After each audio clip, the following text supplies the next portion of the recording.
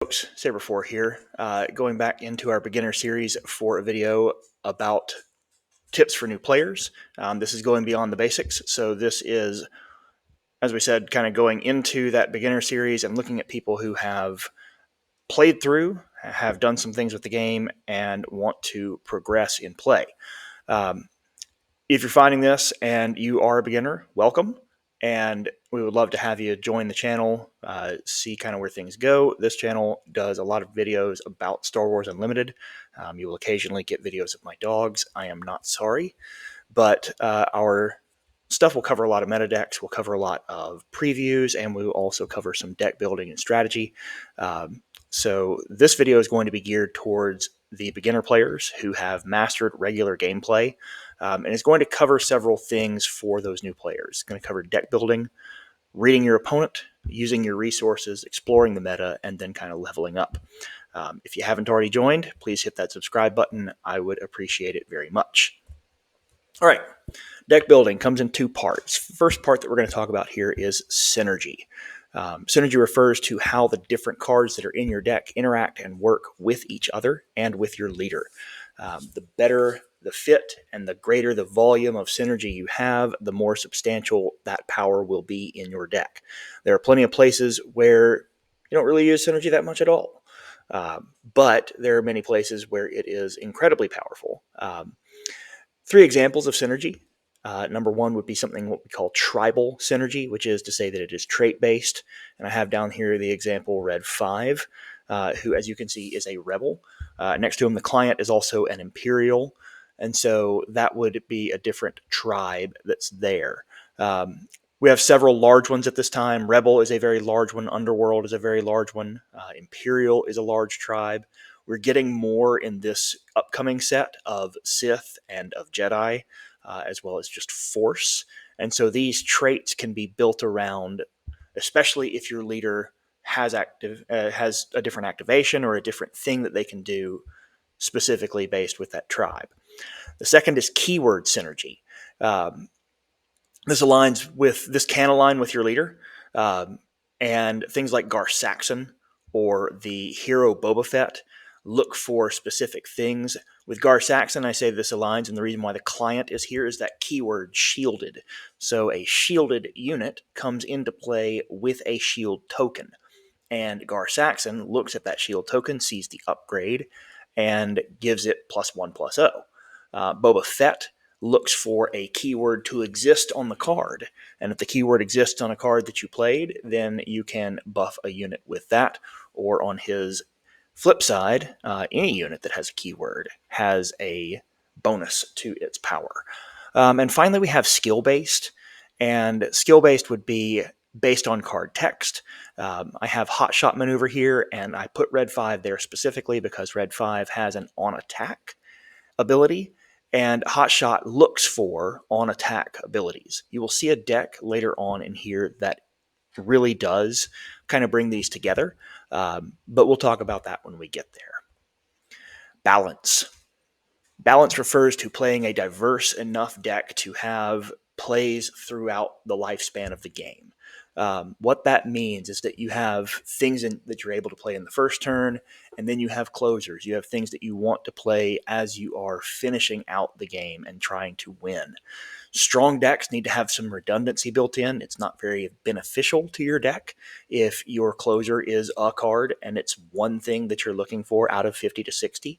The same way with your first turn plays. If your first turn plays are very, very limited and you intend to put something down on the board first turn, then that limited pool is going to make it very difficult for you to draw in the 12% of the deck that you pick up. Things to consider when we're looking at balance. How much space in a deck do I give to turn one plays? How much space in a deck do I give to my closers? I'm going to have drawn several cards. I'm going to be several turns into the game before I get there. How much space do I give to those closers because I'm going to have seen 25% of my deck? And then how much deck space covers the gap? I don't want to be playing, unless it's by design, things that cost 2 over and over and over again until I get to the things that cost 7 or higher. That's just not how you really want to be playing in most cases, especially because that means that you're going to have to be putting down multiple cards. And this game only allows you to draw 2. You usually will resource 1. It's just not a great idea to think that you're going to play 2 cards per turn from turn 4 on and get to your high cost end game cards. So how much deck space is given to that covering the gap and to bridging between your early game and your end game. Events have an important role to play in the game, even if your deck is very heavy on units. Also think here, does your deck rely on having units in play? There are certain things that are usually not very beginner decks unless you are incredibly used to card games and incredibly used to control. There are decks that don't really rely on having that many units in play, and they want to control the board state through events. We're not going to show an example of that. I consider it a little bit more advanced gameplay, but we will show you a couple of examples here of poor balance and good balance. I'm going to start you out with the poor balance. This is a deck that I've won many games with, and it has a very strong record into some very good players. Poor balance does not necessarily equate to a bad deck, but the thing that I want you to notice here is that this deck has 17 turn 1 plays. Yeah, you heard that one right. 17 in a regular size deck. And that's a little odd because we're talking about it being more than a third of the cards are able to be played on turn 1 right out of the gate. You combine that with the idea that shoot down is a possible play turn 1, and we're talking 19 cards that could hit my hand and be immediately impactful to the board. So what this deck does, though, is that it wants to get very early to a turn where it can deploy a second fighter. That's just what its design is. It doesn't have great balance because the closers, those things that you're looking at as how can I end the game quickly, are down there at the bottom, and they're Poe and Wrecker, and there's 5 of them. So 10% of the deck. That's it. That's all that's there. But if you can sustain and pour in damage with something like this, then you can manage to get to that end game and reliably close things out on that flip turn, on that turn where you are deploying or using one of those for the first time. Let's look at an example of good balance. Good balance here is Kira, and this is a 60-card deck because it's using Data Vault, so there's more space here, but there's a significant amount devoted to those turn 1 plays. There's still 13 of them. So there's still quite a lot of deck space here that is devoted to getting something out on turn 1. Not all of these are intended to be played turn 1, and the best thing that you can play is only a 3 of, because we can only put 3 in. However, notice that while there are 13 turn 1 plays, there's also 13 big end game units. Darth Vader, Maul, Reinforcement Walker, Devastator, and Avenger. And so there's a huge gap there's a huge gap in between where those come in at 2 and where those come in at 7+.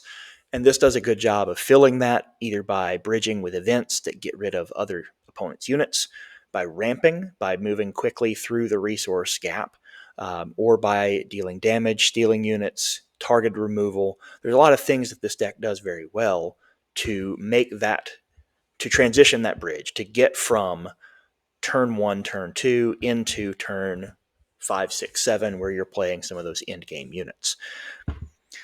Reading your opponents. There are 3 pillars in Star Wars Unlimited, and those archetypes are a paper, rock, scissors format. They are aggression, mid-range, and control. And I put 3 leaders which are kind of recognizable as being aggression, mid-range, and control. Some people will think of Han as a little bit more aggressive. We're still gonna call him a mid-range leader. Sabine has long been known as one of the best aggression leaders in the game. If you're Emperor Palpatine, aggression into control is a heavy disadvantage for control. It doesn't mean that control can't win, but it means that it's at a pretty heavy disadvantage. And if you're sitting down with Emperor Palpatine into Sabine, you might win 2 games out of 10. Maybe. If you're sitting down with Han Solo into Sabine, you're probably going to win more like 60% of those games. If you're sitting down Emperor Palpatine into Han Solo, there's a good chance you're going to win about 60% of those games. And so that's kind of the paper, rock, scissors here. So recognition of that archetype means not just leaders, but it can also mean kind of taking a couple turns, because there are versions of this Han deck which play very, very quickly.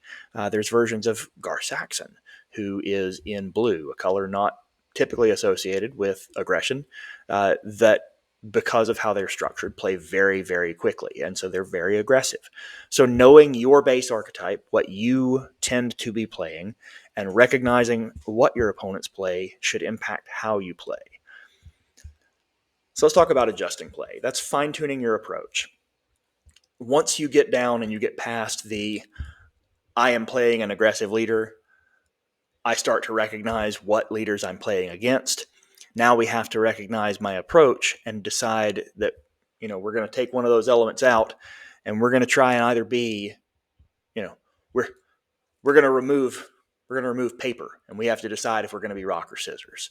So if I'm aggressive, am I the more aggressive deck? And that can change based on initiative. That can change based on a lot of things.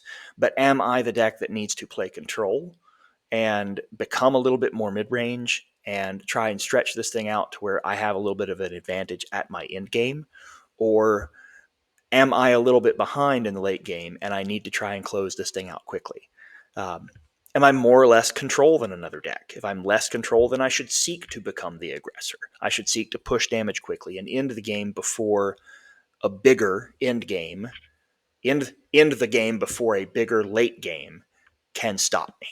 Are we both mid-range? Are we both, who has the better top end? Is there, if I'm sitting down as a Han Green player against Kira Green, her top end's better than mine. I have to be more aggressive than it is. And I have to get there quickly, because she's going to be able to do some things to ramp and to kind of catch up and to be in a place where if I don't get to my end game quickly and close the thing out, she's got better units. And so we have to understand kind of where that race goes and know how to play with that in the early game. And the quicker you can recognize this, the better you're going to be at being able to adjust your game in the early turns and make that game more yours. Using your resources. We're going to talk here about sequencing. There are three things, and you know this because if you're here, you have played this game and you understand a little bit about what's going on. There are three things that you can do with your turn. Yes, there's a lot more names to them. Yes, you can do a lot of different stuff. You can take an action, which includes attacking, which includes playing a card, or which includes doing a lot of things. You can take an action. You can take a leader action. You can do all these things taking an action. You can deploy a unit or an upgrade or play an event. Sometimes that event will allow you to take an action. I'm not concerning myself with that right now. That's a great thing that you can do for tempo, but you can deploy a unit or play an event, or you can pass or claim. Those are the three basic things that you can do. And then it is your opponent's turn to do as they wish, just kind of depending on how things have gone. Maximizing your resources and sequencing means understanding when to use those resources and how to take actions in the best possible way. I showed you three cards here, a Phase 3 Dark Trooper, Overwhelming Barrage, and Devastating Gunship. And I showed these because these all exist in the Kira deck that I've given you an example of. And we're going to talk about just kind of briefly what you could do with a sequence. Overwhelming Barrage requires a unit to be in play. And so that unit happens to be a Sentinel, which means that any attack is going to have to go into it. So what happens if you start the 5 resource turn, or you start a turn where you have 5 resources, and you have a Phase 3 Dark Trooper in play? Let's say it has a couple of damage and an experience token. It is effectively a 4/2. Your opponent has a Sabine on the board as the Sabine leader with 3 damage done to it. Hey, look, it attacked into the Dark Trooper. And a Battlefield Marine, clean, nice 3/3. Your hand also includes a devastating gunship. So what do you want to do with your turn? There are many ways that you could do this, and a lot of them depend on who has the initiative, what you think your opponent might do. Have have they played ECL already? Have they already burned their ambush? Um, what's in your hand could, if you just play the devastating gunship, eliminate Sabine. She's got 2 or less health left on her. You are in a position where you could play that, and as long as they don't do something to buff her up immediately, you could remove Sabine. However, if you played Overwhelming Barrage, that 6 damage could clear both units. Now, what happens if they haven't burned ECL? That 6 damage could clear both units, but you could wind up not being able to do that damage to the base because you are in a position where if they haven't used ECL, they could come back and play K2SO and deal the damage to the Phase 3 Dark Trooper. You've lost that Phase 3 Dark Trooper. They did damage directly to your base, both with the Overwhelm and with the, well, no Overwhelm, but both with the attack and with K2SOs when defeated. How you sequence your turn also depends on how you expect your opponent to attack and how you expect them to act. There are reasons why you might want to begin your turn attacking with that Phase 3 Dark Trooper, forcing them to choose which of their units they're essentially going to sacrifice to it. Coming back with Kira. Maybe they played something to start the turn and you're not playing first. And you have the ability to eliminate one of those units when it attacks, let your Kira attack the other one, and then barrage following that. So there's plenty of ways where you can sequence a turn, and it's going to depend on who has the initiative and what you intend to do. The problem would come in that if, let's say you didn't have that gunship, you didn't have that second option, and the remainder of your hand were end game units. You have to have a unit down to Overwhelming Barrage. Well, if you attack first and you plop that Phase 3 Dark Trooper through and you try and just damage the base, or you take out one of their units, it doesn't really matter. But you damage the base because you know that they're going to have to attack into it. You flip Kira, you think that you're going to get something out of this, and then they come back through with ECL with that same K2SO and eliminate your Kira. Now your board state is empty, and you're talking about a very, very different bridge turn, that 6 resource turn, into those 7s just because of sequencing. So knowing when and how to utilize your resources is a very important part of playing this game. Finally, budgeting in using your resources. Budgeting refers to when you stop. You don't have to put down a resource every turn after the first. You probably should put down a resource every turn until your leader can deploy. And you may want to resource, depending on how your deck operates, until you can take 2 actions in a turn. But that means putting down more cards from hand. The longer you do this and play cards, the more you are going to get towards a situation where you're playing just off the top of your deck. I'm going to show you an example, and we're going to talk about Sabine. This is the Gatekeeper. This is a deck that I've run with Sabine several times. This is what my current version of her looks like. Where do we think we're stopping with our resources? Well, our biggest 2 costs are Poe Dameron at 5 and Wrecker at 6. So until I've used Energy Conversion Lab and have kind of gotten that value out of it, the natural place to stop would be at 6. But Wrecker destroys a resource when he plays, and so you might have to come back up and use another one if you want to threaten with Wrecker again. However, there's another part of this, and that other part is that I have Timely Intervention. Now, Timely Intervention can either be played from hand for 1 or smuggled for 2. And so I might consider with this deck going as high as 7 resources. And as high as 7 resources also does another thing for me, because with the volume of cards that are here, that means that I can play Cassian from my row and ready him, and then also play some other threat like Battlefield Marine or Luke Skywalker or any of the other 2s that are out here.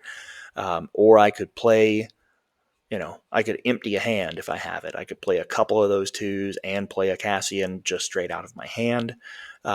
So there are a lot of things that you can do with this when you start talking about how do I budget, when do I stop. This deck, I stop at 7 instead of at 6 because I want to threaten that idea that I could play Wrecker at any time through timely intervention by playing it from my hand, or I could timely intervention in with Poe and do it from my resource row. Exploring the meta. The fourth part of what you can do to make your game better is to look around at what is playing well. You don't have to be a great deck builder to play Star Wars Unlimited. And, deck building takes a lot of time, it takes a lot of effort, it takes a lot of thought. But there are a large number of channels like this one, of Discords, of local game stores, open play opportunities. All of these are good places to see new designs. Making a deck your own still requires work. And so it's still going to require you to sit down and understand the leader, not just see how somebody does it in a build or online or, on SWDB and just, click on the deck. Not just see the leader, but see how it acts. See how it interacts with that deck. How does that deck play? You need to understand the deck. You need to understand its play lines. You have to see what it does to get itself into and out of certain situations. The good news is that big tournaments will give you some idea of kind of what the best ofs are around. They're large enough that the cream rises to the top, not just in terms of good players, but of good decks. In the end, a meta deck by itself isn't enough to beat a well-practiced player, and so you will see some instances where things that statistically are not great matchups go to the better player, but for the most part, you will see the better decks in the format kind of rise to the top of large events, along with the better players in those events. And the bigger the field, the more the player matters. Finally, leveling up. How do I get from where I am to where I would like to be? To go from showing up in an LGS and just having fun to competing at my store showdown and being somebody that makes the top cut there. From being somebody that, again, shows up at the LGS or shows up at a PQ and makes top 8, or is able to go to a regional or sectional and make the second day. How do we do that? Well, you need to practice. In non-competitive play, one of the things that I like to do when I'm practicing is to take any opening hand. Doesn't matter what it is, doesn't matter how poorly I drew. I'm going to take any opening hand because I want to see if I can figure out how to deal with a bad draw. If I'm going into a big event, I know what a good draw is, I know what a fair draw is, and I know what a bad draw is. And I'm going to try and mulligan away the things that are bad draws. I'm not always going to get a good one back. I'm not always going to get a fair one back. But I want to be able to understand how my deck operates if I get that bad draw, especially in a critical situation. If you're playing with friends, if you're sitting down and playing in an event that's not timed or in a place that's not timed, rewind a turn. Understand what the board state is. Hey, I'm not sure what I want to do with this. Take a picture of it. Figure out what's there. And say like, hey, look, I want to play this turn out.